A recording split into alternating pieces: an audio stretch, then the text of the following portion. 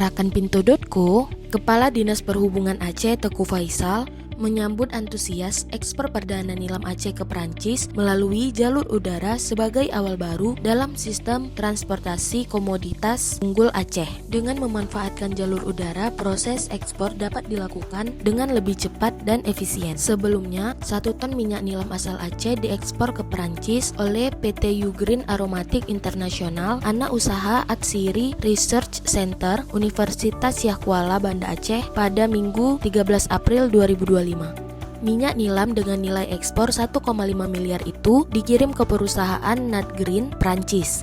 Pengiriman dilakukan lewat Bandara Sultan Iskandar Muda menggunakan pesawat Garuda Indonesia melalui rute Banda Aceh ke Jakarta, lalu ke Amsterdam dan ke Paris.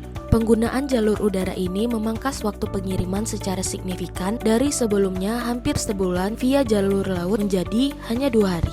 Pengiriman minyak nilam dari PT Ugreen Aromatic International ke Paris telah dilakukan 30 kali melalui jalur laut Pelabuhan Belawan, Sumatera Utara. Namun, untuk pertama kalinya ekspor tersebut dilakukan melalui transportasi udara dari Bandara Sultan Iskandar Muda. Selengkapnya kunjungi Pintu.co.